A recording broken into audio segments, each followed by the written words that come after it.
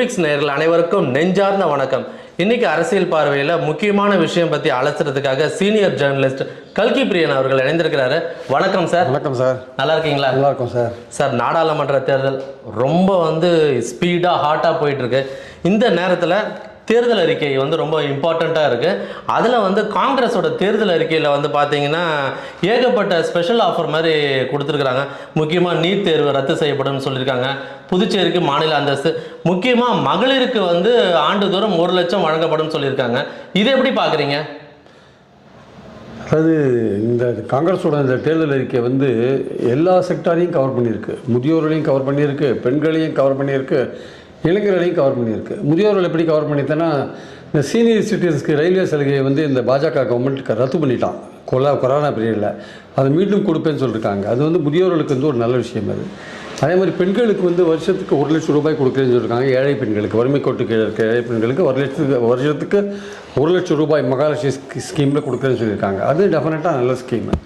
அதே மாதிரி பார்த்திங்கன்னா, இளைஞர்களுக்கு வேலை வாய்ப்புகள் உருவாக்குறதுக்கு 30 லட்சம் வேலை வாய்ப்புகள் சென்ட்ரல் கவர்மெண்ட்டில் ஃபில்லப் செய்யப்படும்னு சொல்லியிருக்காங்க. அது தவிர அக்னிபாத் திட்டம் ஒழிக்கப்படும். அது ரெகுலராக இராணுவத்துக்கு ஆட்கள் எடுப்போம் அப்படின்ற விஷயத்த சொல்லியிருக்காங்க. இதெல்லாம் அப்புறம் கல்வி கடன் ரத்து. எத்தனையோ இளைஞர்கள் படிச்சுட்டு வேலை இல்லாத இருக்காங்க, கல்வி கடனை வாங்கிட்டு கட்ட முடியாத இருக்காங்க. அந்த கடனை ரத்து பண்ணுறதா சொல்லியிருக்காங்க. ஸோ முதியோர்களுக்கு, பெண்களுக்கு, இளைஞர்களுக்கு எல்லோருக்குமான ஒரு தேர்தல் வாக்குறுதியாக இது இருக்குது. நீட் தேர்வு ரத்து பண்ணுறது அது எந்தெந்த மாநிலங்கள் விருப்பப்படுறாங்களோ அந்தந்த மாநிலங்கள் அதை நடத்தி கொள்ளலாம். இல்லை அவங்களோட இஷ்டம், மாநிலத்தோட உரிமைக்கு விட்டுறோம்னு சொல்கிறது நிச்சயமாக நல்ல விஷயம். தமிழ்நாட்டில் தான் நீட்டுக்கு எதிர்ப்பு இருக்குன்னு கிடையாது. இந்தியா முழுக்க நீட்டுக்கு எல்லா மாநிலங்களையும் பெற்றோர்கள் மத்தியில் எதிர்ப்பு இருக்குது. அந்த எதிர்ப்பை ஒருமுகப்படுத்துறதுக்கு அங்கே அரசியல் சக்திகள் இல்லையே தவிர, தமிழ்நாட்டில் இருக்கிற மாதிரி அரசியல் சக்திகள் நார்த்தில் அந்த எதிர்ப்பை ஒருமுகப்படுத்தலையே தவிர, பெற்றோர்களுக்கும் மாணவர்களுக்கும் இந்த நீட் தேர்வு ஒரு பெரிய அழுத்தமாக இருக்குது இந்தியா முழுக்க. ஸோ இந்த சூழலில் அந்தந்த மாநிலங்கள் இதை அமல்படுத்தலாம்னு சொல்கிற விஷயம் நிச்சயமாக ஒரு பெரிய ரிலீஃப். இது பெற்றோர்களுக்கும் சரி, மாணவர்களுக்கும் சரி. அது இந்த ஒரு விஷயத்துக்காகவே நம்ம காங்கிரஸுக்கு ஓட்டு போட வேண்டிய கட்டாயம் இருக்குன்னு என்னுடைய கருத்து. மாணவர்களுக்கு குறிப்பாக இப்போ எல்லாருடைய கனவு ஒரு டாக்டர் ஆகணுன்ட்டு. +1 படிக்கும்போது அடுத்த ரெடி ஆகிறாங்க. +2 படிக்கும்போது பையன் டாக்டர்னு ஒவ்வொரு நாள் சொல்லி இந்த நீட் தேர்வை வெற்றி பெறுவர்கள் அது ஒரு பக்கம் இருக்கட்டும். ஆனால் அதற்காக கோச்சிங் கிளாஸ், அதற்கான செலவுகள், அதற்கான அது என்னென்ன விஷயம் பண்ணணுமோ அதற்கான விஷயங்கள்லாம் பண்ணும்போது மன அழுத்தத்துக்கு உள்ளாக்கப்படுகிறார்கள்.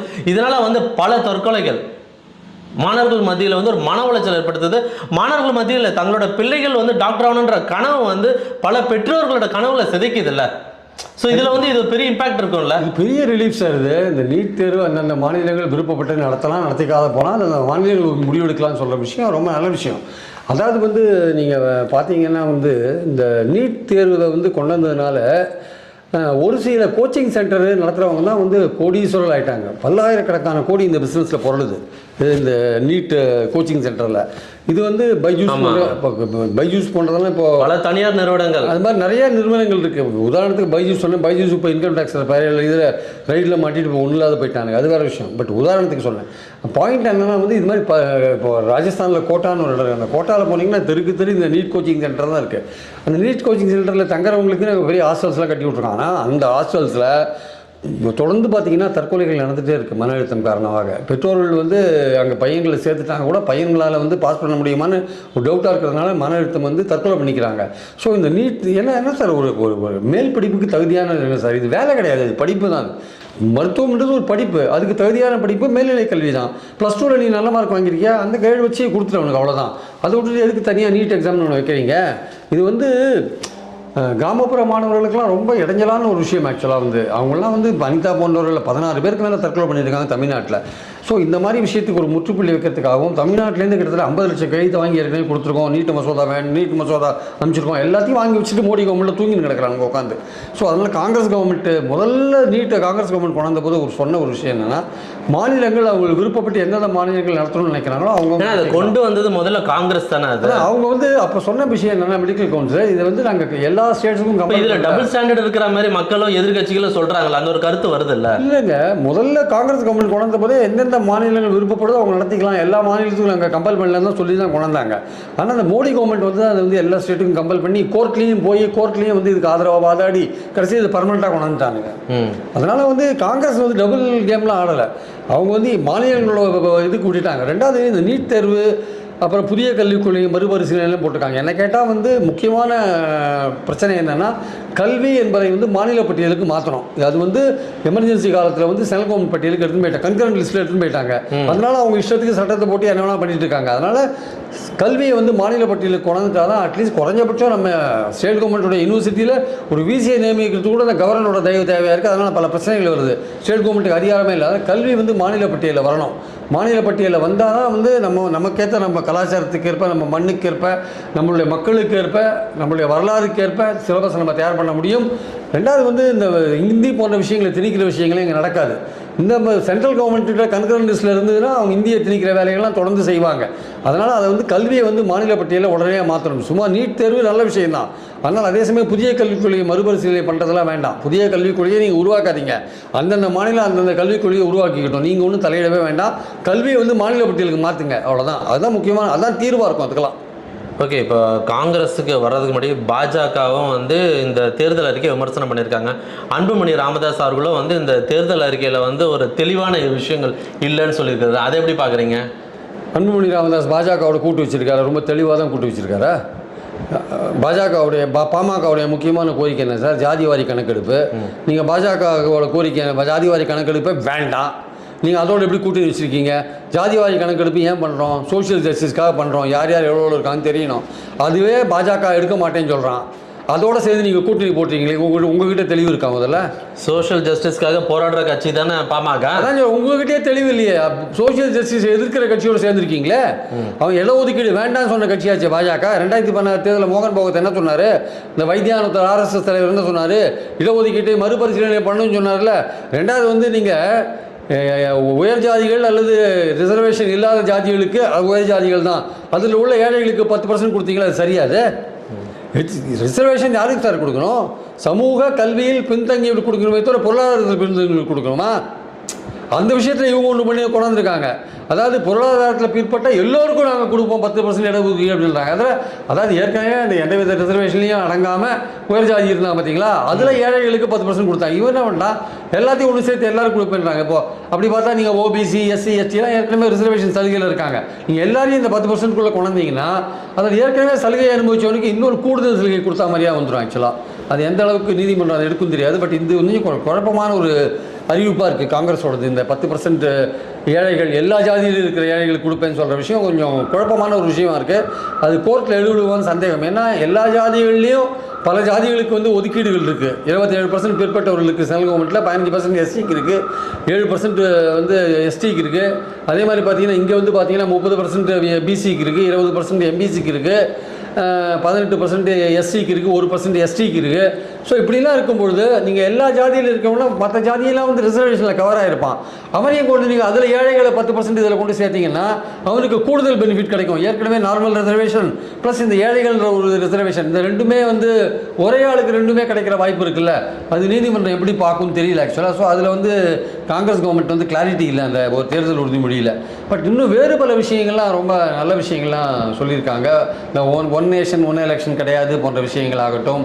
அப்புறம் வந்து இது புதுவைக்கு மாநில அந்தஸ்து கொடுக்குற விஷயங்கள், காஷ்மீருக்கு மாநில அந்தஸ்து கொடுக்குற விஷயங்கள், அப்புறம் விவசாயிகள் கடன் ரத்து போன்ற விஷயங்கள்.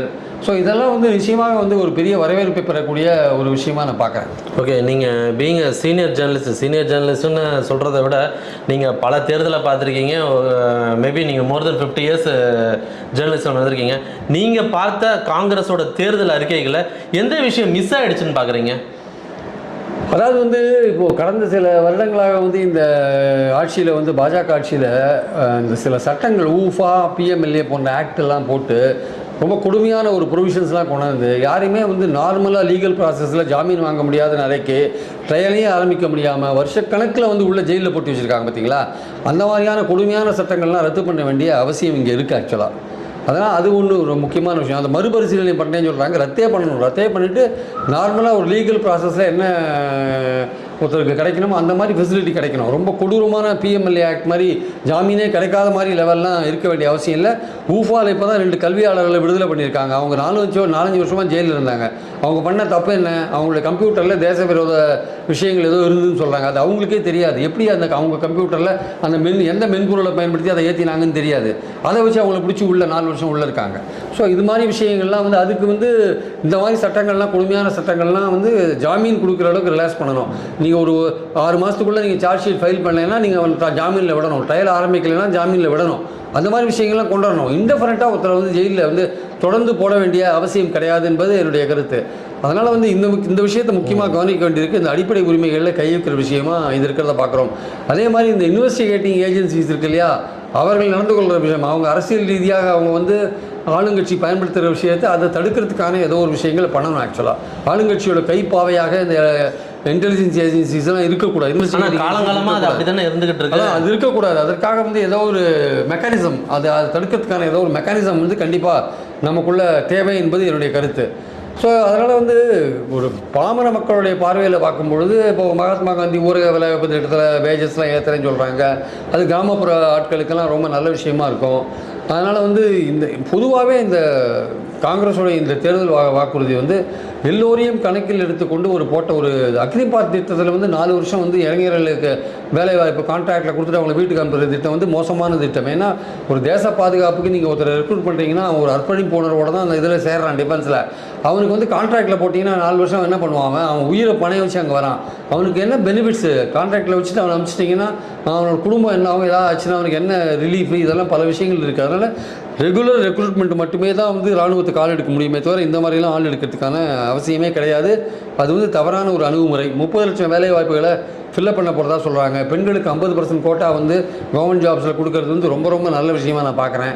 ஸோ இந்த மாதிரி பெண்கள், இளைஞர்கள், முதியோர்கள் எல்லோரையும் கவர் பண்ணி ஒரு நல்ல விஷயத்தை பாஜக காங்கிரஸ் கொண்டிருக்காங்க. ஆனால் இதை எந்த அளவுக்கு மக்கள்கிட்ட கொண்டு போகிறாங்க?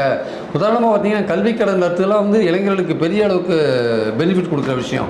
ஸோ விவசாய கடன்கள் ரத்து ஃபார்மர்ஸுக்கு. ஸோ இந்த இந்தியா கூட்டணி எப்படி இதை மக்கள்கிட்ட கொண்டு போகிறாங்களோ அதை பொறுத்து தான் இந்த தேர்தல் வாக்குறுதிகளோட வெற்றி அமையும் என்பது என்னுடைய கருத்து. ஓகே, இன்னொரு விஷயமா இருக்குது. இந்த நீட் தேர்வு ரத்தில் தனியார் மருத்துவக் கல்லூரிகளோட கை மேலும் ஓங்கும்ன்ற ஒரு விஷயம் இருக்குல்ல சார்? இப்போவே தனியார் மருத்துவக் கல்லூரிகள் கை ஓங்கி தான் சார் இருக்குது. இந்த நீட்னாலலாம் ஒன்றும் ஓங்காதில்லை சார். உதாரணத்துக்கு சொல்கிறேன் கேளுங்க. 1 லட்சம் பேர் 1 லட்சம் இடங்கள் இருக்குது. ஒரு சீட்டோட ரேட்டு இவ்வளோ கோடியில் கேளுங்க. 1 லட்சம் இடங்கள் இருக்குதுன்னு வச்சுக்கோங்க. அதுக்கு 18 லட்சம் 20 லட்சம் பேர் எழுதுறாங்க வச்சுக்கோங்க. அதில் மெரிட் லிஸ்ட் போடுறாங்கல்ல, மெரிட் லிஸ்ட் போட்ட உடனே முதல் 1 லட்சம் பேருக்கு தான் கிடைக்கும், இடம் கிடைக்கும். அதனால் ஒரு கட் ஆஃப் மார்க்னு ஒன்று வச்சுருப்பாங்க. அந்த கட் ஆஃப் மார்க் 137, 150லாம் கூட இருக்கும். 150க்கு 150, 151, 152, 150க்கு மேலே வாங்கி நம்ம பார்த்தீங்கன்னா 300 வரையும் கிடைக்குங்க. 300 வரையும். அப்போ 300க்கு 150 கடையில் இருக்க மார்க் இருக்குல்ல, அவன் குவாலிஃபைடு, பட் அவனுக்கு இடம் இல்லை. அவன் மெரிட் படி ஓகே. அப்போ அவன் என்ன பண்ணுறான்? அந்த 150லேருந்து 300 மார்க் இடையில இருக்கிறவன் ப்ரைவேட் மெடிக்கல் காலேஜில் 50% வேகன்சியை ஃபில் பண்ணுறான்ல, அதுக்கு போகிறான். அதுக்கு போனோன்னு அங்கே சும்மாவாக கொடுக்குறான். அவன் 80 லட்சம் 1 கோடி பணம் வாங்கி தான் கொடுக்குறான். அப்புறம் எப்படி நீட் எங்கே சார் தடுத்தது? கேபிட்டேஷன் ஃபீஸை தடுக்கல. சும்மா பேருக்கு நீட் எழுதிட்டு அதில் ஒரு 150, 160 மார்க்கை வாங்கிட்டு இப்போ ப்ரைவேட் மெடிக்கல் காலேஜில் 80 லட்சம் கொடுத்து சேர்ந்துடுறானுங்க. 50 லட்சம் கொடுத்து சேர்ந்துறானுங்க. நீட்டு தடுத்தது அதை கேபிட்டேஷன் ஃபீஸை தடுக்கலையே. இதெல்லாம் சும்மா ஒரு பொய்யான ஒரு பிரச்சாரம், பாஜகவுடைய பொய்யான பிரச்சாரம். இது மெரிட்டையும் கொண்டு வரல, இது கேபிட்டேஷன் ஃபீஸையும் தடுக்கலை. இது அது என்ன நடந்ததோ அது நடந்து தான் இருக்குது. ஆனால் நடுவில் நீட்டுன்றதை கொண்டு வச்சு கிராமப்புற மாணவர்களுக்கும் கவர்மெண்ட் ஸ்கூல்ஸில் படிக்கிற மாணவர்களையும் ரொம்ப பின்னாடி தள்ளி விட்டாங்க. வர முடியாத அளவுக்கு பண்ணிட்டாங்க. அவங்களாம் எங்கே போய் ட்ரைனிங் எடுப்பாங்க சார்? சிட்டியில் இருக்கிற பசங்க 1 லட்சம் கொடுத்து ஆகாஷ்லேயும் அங்கேயும் இங்கேயும் போய் ட்ரைனிங் எடுத்துப்பானுங்க. கிராமத்தில் இருக்க கும்மிடி பூண்டியில் இருக்கிறவங்க என்ன பண்ணுவான்? போயிட்டு எங்கேயுமே போக முடியாது சார். அதற்கு செலவு பண்ணக்கூடிய தகுதிகள் அவங்க அப்பா அந்த மார்க்கை நம்பி இருக்காங்க. செலவு பண்ணக்கூடிய தகுதி இருக்காதுல்ல. மார்க் தான் ஸ்கூல் அந்த மேல்நிலை பள்ளியில் +2 என்ன மார்க் எடுக்கிறானோ அதை வச்சு கொடுத்தீங்கன்னா நல்லா படித்து பாஸ் பண்ணி எடுப்பாங்க. அதை விட்டுட்டு அதையும் படிச்சுட்டு நீங்கள் நீட்டையும் குறிப்பிட்ட அளவுக்கு மார்க் எடுக்கணும் அப்படின்னா அவன் எங்கே போவான்? அவனுக்கு என்ன ட்ரைனிங் ஃபெசிலிட்டி இருக்குது? முதல்ல அவனுக்கு ஒரு ட்ரைனிங் ஃபெசிலிட்டி கிடையாது.